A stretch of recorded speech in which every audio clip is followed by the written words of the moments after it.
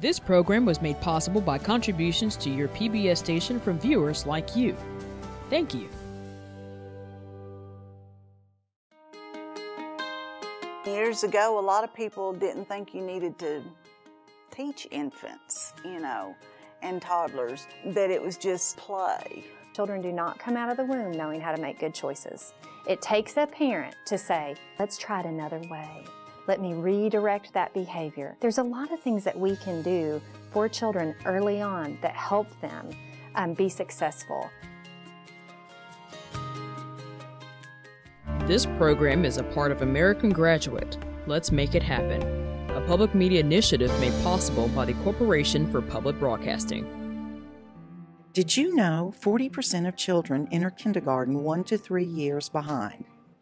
The achievement gap begins at birth. Every family, every person that supports families in those early years needs to be talking about, are you reading with kids? It's one of the most important things you can do.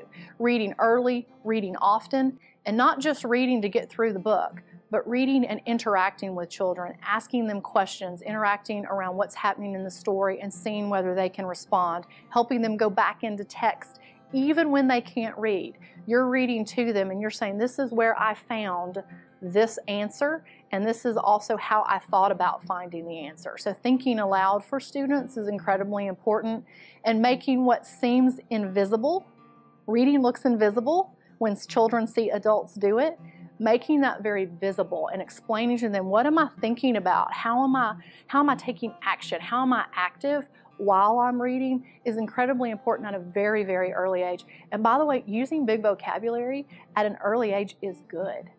Letting students, wow, I don't know that word, what is it? And then you taking that opportunity to explain it, those are important skills that we can all, community members, all of our organizations, parents, can rally around to make sure that our students are ready for kindergarten. Some of the things that I've worked with my son at home before we started school, we read constantly. From before he was born, I would read to him and his father would read to him, and every day it's something that we just do. It's part of our everyday activity, and now he's able to read to me, and that's just the most fun thing ever. But even at 6 years old, he looked at me and said, can we do this forever? And I told him, if you're 20 years old and you want to sit in my lap and read a story, I'll do it. So that's one thing that we did to prepare for kindergarten. And then just out and about, just recognizing words. That word starts with C, like Cooper, or this store has a sign, what does this say? It says car wash, or those kinds of things, just everyday activities that we did. So once my children were old enough to develop interest and find things that they liked, I found that it was easier to teach them and incorporate what made them happy or what they enjoyed. So it varied from baby dolls to trucks and trains, but I found that if I found something they were passionate about and was able to use that to teach them, it was more successful. They had a good time, they enjoyed it, and they didn't even realize that they were learning, but they were. There's a lot of things that parents can do with their children to help them be successful educationally before they come to school. And a lot of those don't involve having to sit down with them with a book every night, although that is a great idea. Opportunities exist all throughout the day where they can work with their kids on world language, and that means in the car on the way to the grocery store, ask them about the things they see as they go down the street. You know, what is that building? Is that a hotel? What do you think a hotel is? What is the fruit on the trees? And just asking them questions and engaging them in conversations, because oral language is the basis for literacy. And as they develop more and more vocabulary and learn to express themselves, they increase that vocabulary. And once they have it in their head, when they're exposed to it in the written form, then they're already familiar with those words. We know from brain research that 80% of the brain's architecture has actually been created by age 4. And so it's so important that in those early years that parents are reading to their kids. They need to be talking about vocabulary. Oral language is incredibly important. Literally, the number of words that you speak to children in a day improve their overall capacity to even read. And so that's important that we're doing that from a very, very early age. When I see a picture of a dad reading to a baby who certainly can flip the pages of the book, those are things that actually pay big dividends for not only when they enter school, but throughout their entire life. And years ago, a lot of people didn't think you needed to teach infants, and toddlers, that it was just play. But we do teach, but we teach through play and through songs and through stories. I think now parents are more aware. It's hard for parents in society to have a lot of time to give. And I would rather see parents give quality time than quantity time with their child. So my son, he's 3, and he loves trains. So I like to take him to the depot and walk around, and we talk about the trains and the colors of the trains and the numbers on the trains and a conductor and what his job is. And then he likes to go to the library and check out books about trains, and we read stories about trains. We watch videos about trains, YouTube videos. So that incorporates technology, and I feel like that is the best way for me to reach him because he's so passionate about it and he loves trains. Early success in reading will pay big dividends for post-secondary. We know typically as a student goes every single year and they are lacking certain comprehension skills or lacking the vocabulary they need to actually access the content, that there is a gap that continues to widen, and success in post-secondary becomes more elusive every year that they're not getting the vocabulary and comprehension that they need. So we know that early literacy that's building on itself, more and more words that kids know and actually can use, more and more opportunities to write and to access writing through work inside and outside of school, more opportunities to read rigorous content, rigorous text, and actually interact with someone else on that content and on that text will actually help you in your first and second year of a post-secondary program. And by the way, that's for every kind of post-secondary program. Technical schools, a certificate program, community college, 4-year. What we need for students in terms of literacy has just continued to skyrocket. We need high-level literacy skills in every single one of these programs.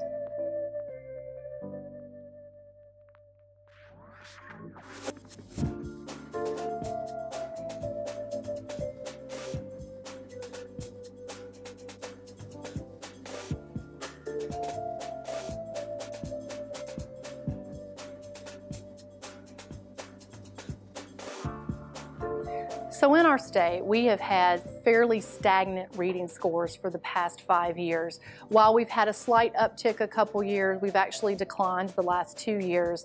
And that's across the board, particularly in 3 through 8. And so as a state, we have to look at what can we do to attack this problem, not just at 3rd through 8, but much earlier than 3rd grade, to ensure that we have students with the reading foundations and this early literacy that will help them be successful for years to come. Children who's had social interactions with caregivers, with parents, with siblings that are healthy are better equipped to go into a school setting and socially adapt.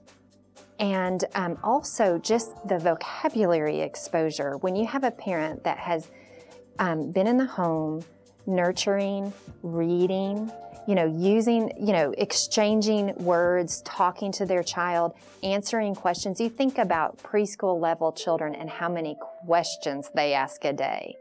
And to have a parent available to talk to them about all those questions that they're having, expose them to a rich vocabulary. We need to be doing that as parents so that our children can put their best foot forward when they get into kindergarten. Parent participation in a child's education is one of the most important aspects. I think that it's our job as schools, as individual schools and as a school system, and I think this school system does a really good job with this, is to make parents an integral part of it to make them feel welcome, to have lots of opportunities for them to volunteer in a whole lot of different ways, because every parent has some kind of talent that they can bring to the plate. And I think opening our doors and creating an atmosphere that is comfortable for them and that invites them to come in. The first day of school, we tell parents this is not a school's job. It's a job that we share with you and the community as a whole to educate. And it really does take a village to educate a child. So I think that the more they feel welcome in a school, the more they feel like they are an important part of their child's education. It wasn't that long ago that parents have told me as a classroom teacher before that that's your job. And I think that we have to cross and end those barriers of whose job it is. The fact of it is, it's everybody's job. And as a parent, you have to be willing to work with the teachers in the school because it's all about the child. There's a lot of things that we can do for children early on that help them be successful in their school age years. And I really think that they learn that in toddlerhood because a parent starts guiding their behavior. And you know what? Children do not come out of the womb knowing how to make good choices. It takes a parent to say, okay, let's try it another way. Reading is certainly an area that we can all attack. We can all look to as not only a problem, but an opportunity. We're not going to solve this as a State Department of Education, and we're not going to solve it as an individual district. We're going to solve this by everybody within a district, everybody across the state, before school and after school, thinking about reading and the level of literacy that we need to be successful. That means parents. That certainly means our community members. That means after-school programs, and that means high-quality core instruction in every single classroom, as well as opportunities for intervention. And the state working as diligently as we can to make sure we have all teachers with the support they need to teach every kind of student how to read. And if we are all working together and thinking about this message cohesively, we will have great success. Look for opportunities to add new vocabulary words in your day-to-day conversations with your child. When you ask open-ended questions, it provides your child an opportunity to use their imagination and make predictions. Ask questions that are open-ended. When you are riding in the car with your child, say, where are the cars on this road, this highway, or where are the cars on this interstate going? In Putnam County Schools, we're part of the Children's Reading Foundation, the Upper Cumberland Children's Reading Foundation, and we've got kits, parent kits, and they're broken into each year of developmental growth. And we're meeting with parents, and we're actually giving them the materials that they can use at home to get their child ready for kindergarten. We've got high quality materials that parents might not necessarily have the funds to go out and buy, or that they might not necessarily be aware of. I think the facilitators that we've got trained in using these materials have been amazed at what's being made available to us. For example, in literacy, one of the things that we've got is for our 4-year-olds, our grocery lists, and it's a little pad that on the front side the mom can write out what her grocery list is going to be, and lo and behold, she flips it over, and on the back side are activities that you can actually do in a grocery store with your child. Well, as a state, we spend a good deal of money on pre-K, whether that's through our Head Start programs, money through the federal government, or our state voluntary pre-K programs. We need to ensure that our pre-K programs are setting up our students for success in kindergarten, and that means they are teaching social skills, they are teaching behavioral skills, they are dealing with play and making sure kids are enjoying what they're doing. But we have to make sure that those high-level literacy skills that are foundational building blocks for school are actually happening in every single pre-K program, as well as early numeracy skills. But we know the dividends of high-level literacy work done earlier and earlier. And so pre-K must be a part of the story. The voluntary pre-K program is actually a state-funded program, so it spreads throughout the state of Tennessee. It is funded with state lottery money. And basically the pre-K program is for the most at-risk students. And at-risk could mean educationally at-risk or economically disadvantaged children. A lot of families, children come from families that might be illiterate, that don't have any kind of prior experience with reading. So kindergarten is really an age where we have the broadest, perhaps, gaps. Kids come in with, on the lower economic or low exposure level at maybe being exposed to 4 million words, where kids who have been highly exposed may have up to 46 or 48 million words exposure to words. And that's huge. That's a huge gap. So when those kids come in, they're all filtered in together. Children who have had no experience holding a pencil, or don't have a large vocabulary, or they don't know left from right, up and down, and or their colors, or no exposure to the alphabet or the printed word. Those children are already way behind, and so those gaps are fairly large. So we have in the state of Tennessee what we call RTI, which is response to intervention.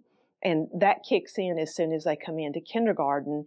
And those kids, and actually every kid in school from pre-K through 12th grade, or K through 12, have access to intervention to fill gaps in their education. So day one of kindergarten, those children go to extended times where they get the core instruction that every other child gets, but then they have additional time, 30 minutes to up to 45 extra minutes on top of that. So they could actually potentially get 60 minutes of extra instruction to fill the gaps where they're missing. So we start in kindergarten to fill those gaps and continue to fill them until they catch up. The Putnam County Schools School Age Care Program is a before and after school program for students from ages 4 until 14 that are enrolled in the Putnam County school system. And we offer before school and after school, and we provide care during the breaks and snow days and summer camp. The School Age Care Program is a huge benefit to kids because we are able to offer during the extended hours a homework assistance from college students that are education majors that can help with problems that maybe mom and dad aren't able to help with. And they also have access to use computers to research projects or other things like that. Across the state, we have pockets of success where reading proficiency has gone up, and that's because, but quite frankly, layers of work have been done, not only through our community agencies, nonprofits, and faith-based institutions, but it's also around what they've done to be intentional about reading inside their schools, reading programs, tutoring, after-school opportunities, and high-quality core instruction in every single classroom with teachers who have the professional knowledge to know how to intervene, how to seek quality in every single lesson, and also how to ensure that all students reach their maximum capacity and capability. Some of the problems that I see with our students in the School Age Care Program are based on socioeconomic problems, that several of them don't have extra money for child care and receive assistance through the state, or don't have parents at home that can watch them after school, so we're able to provide a safe haven for them, positive role models. They have meals provided for them during breaks and snow care that they might not receive if they were at home. Children that don't receive meals at home is a huge problem in our program. We serve students at several schools throughout the school system, and many of those are participating in what's the CEP program, where they are actually qualifying for free breakfast and lunch at schools at no cost. And then we provide a snack after school as well for those children. I feel like it's important as a community that we recognize the children that are in our circle or that are around us that are lacking that. And so we may see a child that's our neighbor or a friend's child or something that you can tell the child is in need. And I feel like as a community, we should volunteer to help out, or say, hey, can I borrow them for a few hours, and I'll take them to the library. If you see there's something that you can do, provide educational toys. Say, if you had the finances, you could get them a tablet of some sort and say, hey, I'm going to put some games on that for them. So just outreach, love on them as a community, those people around you that you see are struggling. Books, games, provide things for them that are educational. We know that students need around 10,000 words, known words, when they enter into kindergarten. And many of our students who come from economically disadvantaged backgrounds do not have that number in their vocabulary when they come into school. So we have a job to do, not only before students enter school, but when they are in kindergarten, first and second grade, to make vocabulary and comprehension a priority in our classrooms. And that is a job that everyone has to do together.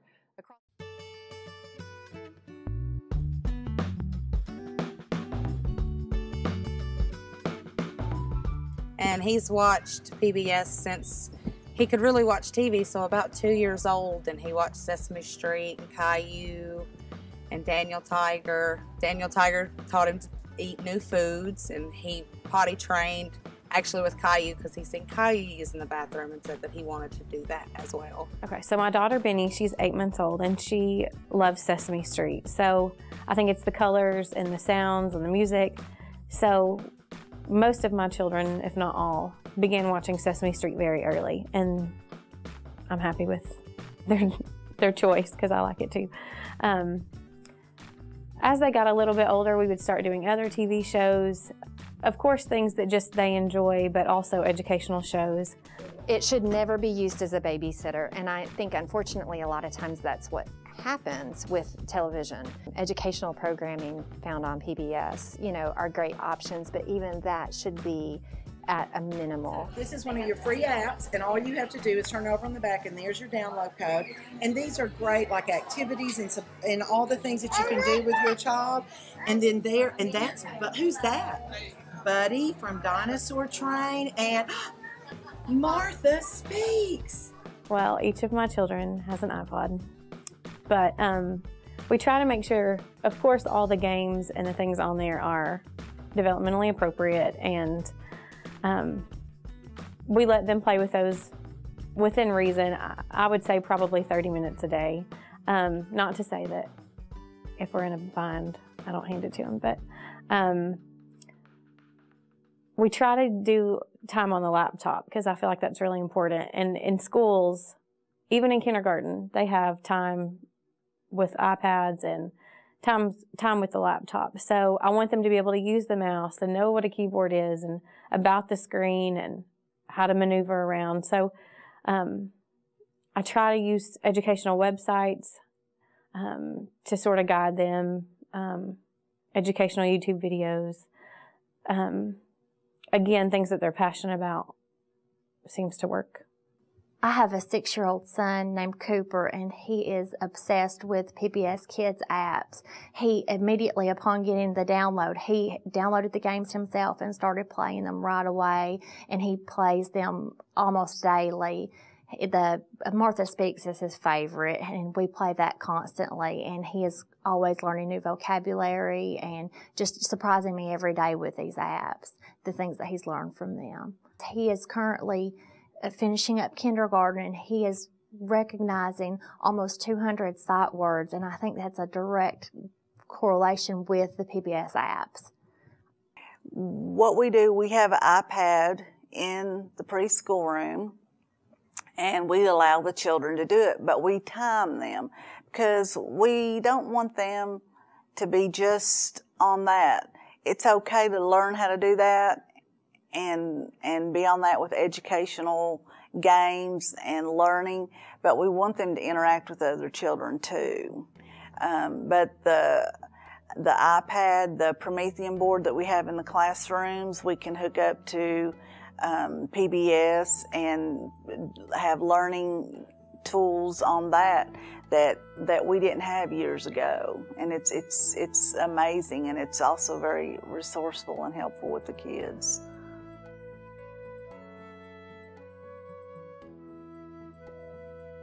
The hardest thing about being a parent is I want good things for my baby so bad. I want the best for them, and I do all I can, but still sometimes things aren't the best. So it's hard to let go and say, they're going to be good, we're doing the best we can, and they're going to grow up and be great. What does a 5-year-old need to know to be successful in kindergarten? Ready for Kindergarten, an early intervention program for children birth through age 5, uses these targets or expectations for language, literacy, and math. The child enjoys being read to and can retell a story. The child knows 12 to 15 upper and lowercase letters and their sounds. The child has memorized 5 to 6 nursery rhymes. The child can hear the ending sounds, rhyme, and beginning sounds, alliteration, in words. The child is able to speak in complete sentences. The child has a vocabulary of 4,000 to 5,000 words. The child is able to count in order from 1 to 20. The child is able to focus, settle in, and be content in a new setting.